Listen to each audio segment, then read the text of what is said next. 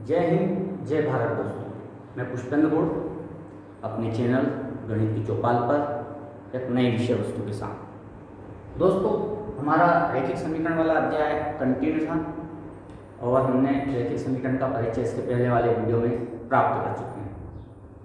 आज हम इबारती सवाल को रैखिक समीकरण में कैसे बदला जाए इस पर चर्चा करेंगे। छात्रों को सबसे ज़्यादा कठिनाई इसी जगह आती है कि कैसे एक इबारती सवाल को सही तरह से रैखिक समीकरण में बदला जाए, उसके बाद उसका हल करें। लेकिन आज हम केवल रैखिक समीकरण में बदलना सीखेंगे, हल के प्रकार हम आगे देखेंगे।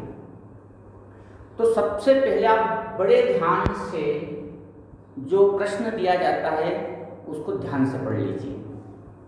अब रैखिक समीकरण की विशेषता होती है, उसमें दो अलग अलग और पूर्णतः स्वतंत्र शर्तें दी जाती हैं, बिल्कुल स्वतंत्र, दो अलग अलग मिलेगी और प्रत्येक शर्त में दो ऑब्जेक्ट होंगे, जो x से जुड़ेंगे और एक y से जुड़ेगा।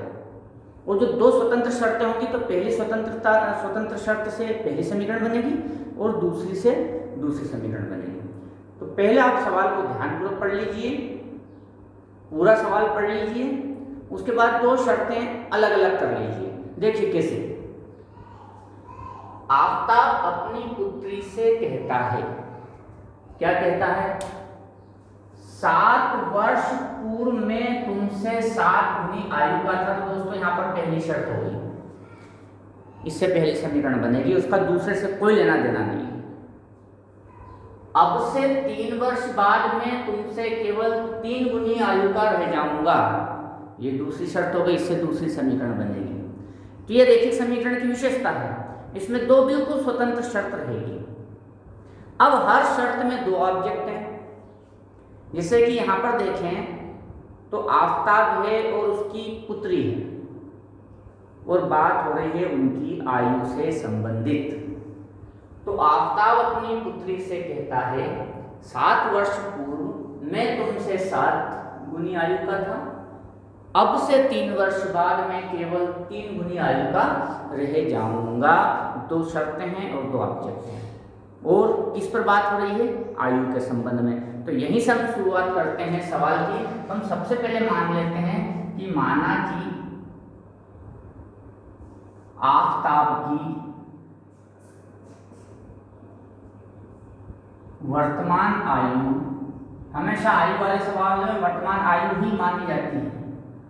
वर्तमान आयु x वर्ष तथा उसकी पुत्री की आयु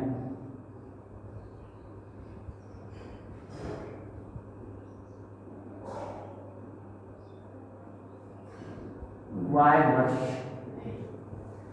ये हो गया।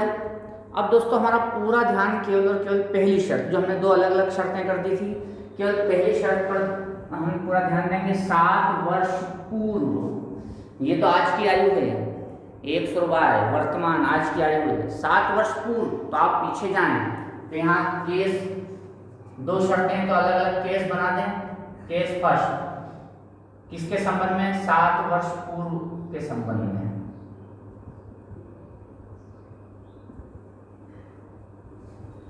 अब 7 वर्ष पूर्व आफताब की आयु कितनी होगी?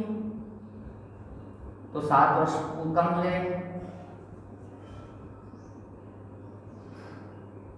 x ऋण 7, ये x में से 7 माइनस कर दिया, क्योंकि अब हम बात कर रहे हैं 7 साल पहले की।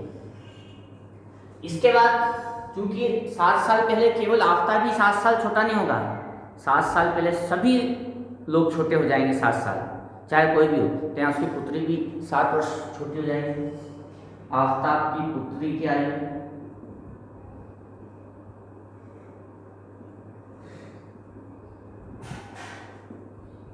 वो हो गई y/7। अब दोस्तों जो शर्त है उसको पूरा पढ़ें तो उसको पहले शब्दों के रूप में लिखना चाहिए, सीधे उसको गणितीय संकेतों में नहीं लिखना चाहिए। पहले शब्दों के रूप में लिख लें तो गणितीय संकेत लगाना बहुत आसान हो जाते हैं। कैसे? तो 7 वर्ष पूर्व क्या कहता है? मैं तुमसे 7 गुनी आयु का था। मतलब आफताब कहता है, आफताब की कहता है कि जो उसकी आयु है वो तुमसे मीन्स पुत्री की आयु से 7 गुना। देखो 7 वर्ष पूर्व में तुमसे, मतलब आफ्ताब कह रहा है, मैं तुमसे 7 गुनी आयु का था, मतलब जो आफ्ताब की आयु है वो पुत्री की आयु से 7 गुनी थी। अब आफ्ताब की आयु वही रहेगी जिस केस में हम चल रहे हैं, इससे बाहर नहीं जाना, नहीं कहा में चलेगा नहीं, उसी केस में से लेना है। तो आफ्ताब की आयु है x - 7 बराबर पुत्री की आयु है y - 7 और गुणित 7। तो हमेशा पहले शर्त को शब्द के रूप में ही लिख लेना चाहिए। अब ये साधारण गणितीय संक्रिया है, x ऋण 7 बराबर 7y माइनस 49। तो आप वेरिएबल एक तरफ ले आए, चर एक तरफ, अचर एक तरफ, फिर हो गया x ऋण 7 को उधर पहुंचा देंगे, 7y को उधर ले आए, 7y बराबर ऋण 49 धन 7।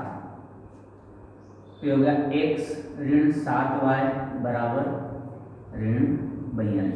लेकिन दोस्तों अगर आप ग्राफी निरूपण हल कर रहे हैं या सब्स्टिट्यूशन मेथड को अगर यूज कर रहे हैं तो x y को एक तरफ लाने की जरूरत नहीं। आप ऐसा भी कर सकते हैं कि 7 को इधर पहुंचा दें, तो x बराबर 7y माइनस 49 में प्लस 7 होगा, तो ये हो जाएगा 42। ऐसा करने से क्या फायदा होगा, जैसे ये बन गई x बराबर 7y ऋण 42। ऐसा करने से ये होगा कि जब आप ग्राफी निरूपण में हल करना चाहते हैं तो केवल y के मान रखते जाएंगे तो x के मान आ जाएंगे। जैसे आपने y का मान 0 रख दिया तो x बराबर ऋण 42 आ जाएगा।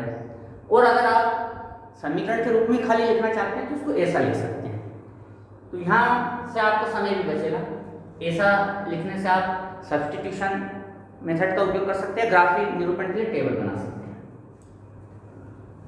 इसके बाद हम देखते हैं, ये हमारा केस 1 से समीकरण 1 आ गई है। ये दोस्तों केस 1 से हमारे पास समीकरण 1 आ जाती है। अब देखो केस 1 की जो शर्तें थी उसका दूसरे से कोई लेना देना। अब दूसरी शर्त में आ जाए, अब से 3 वर्ष बाद, जो केस सेकंड हो गया, आज से 3 वर्ष बाद,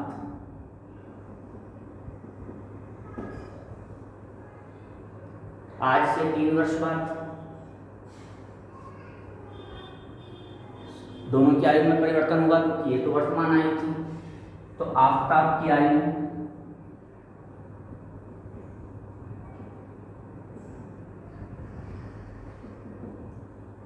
आज x है और 3 वर्ष बाद 3 साल ज्यादा हो जाएगी, और आज से 3 साल बाद आने वाले समय में केवल आफ्ताब की आयु नहीं बढ़ेगी, सबकी आयु बढ़ेगी, चाहे वो उसकी पुत्री भी क्यों ना। तो आफ्ताब की पुत्री की आयु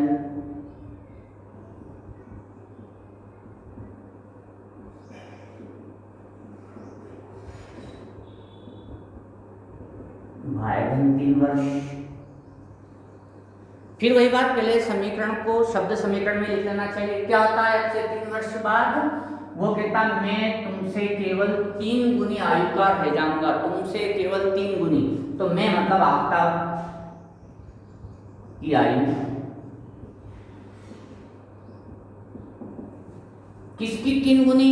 पुत्री की 3 गुनी। तो जिसकी 3 गुनी उसी में 3 का गुना करना। मैं तुमसे केवल 3 गुनी, तुमसे मतलब पुत्री किससे बात कर रहा है? पुत्री की आयु से 3 गुना, तो गुणित 3। अब जो आफ्ताब की आयु है वो उसी केस में से लेना, देखो इसी केस में से लेना, इससे बाहर नहीं जाना। तो आफ्ताब की आयु है x धन 3, पुत्री की आयु है y धन 3 गुणित 3। अब हल कर लो, x धन 3 का गुना क्या? 3y धन 9। अब यहां पर दोस्तों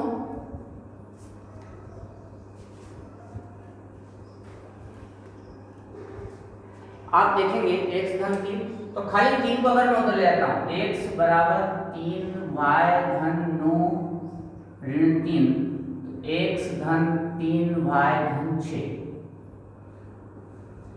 ऐसा भी समीकरण को लिखा जा सकता है। ऐसा लिखने से क्या होता है कि आप सब्स्टिट्यूशन मेथड का उपयोग करते हैं तो सीधा x की वैल्यू को आप यहाँ रख सकते हैं समीकरण में। और यदि आपको ग्राफीय विधि हल करना है तो यहाँ से फायदा मिलता है कि आप y का मान रखते जाएं और आपको x के मान मिलते जाएंगे। जैसे कि आपने y बराबर 0 रखा यहाँ पर तो x बराबर 6 आ जाएगा, y बराबर 1 रखा 3 एकम 3 धन 6 x बराबर 9 आ जाएगा, y की जगह पर 2 रखा 3 दूना 6 और 6 12। ये फायदा ये मिलता है। दूसरा, अगर आप सब्स्टिट्यूशन मेथड का उपयोग करते हैं तो सीधा यहाँ x की जगह मान रख देंगे तो y का मान आ जाएगा।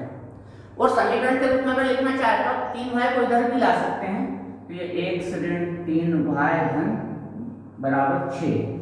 तो दोस्तों ये आपकी समीकरण 2 आ जाती है। तो इस प्रकार से आप पूरी तरह से ध्यान रखिए, दो अलग अलग शर्तें होती है रैखिक समीकरण में, एक दूसरे के ऊपर डिपेंड नहीं होती, पूर्णतः स्वतंत्र शर्तें होती हैं।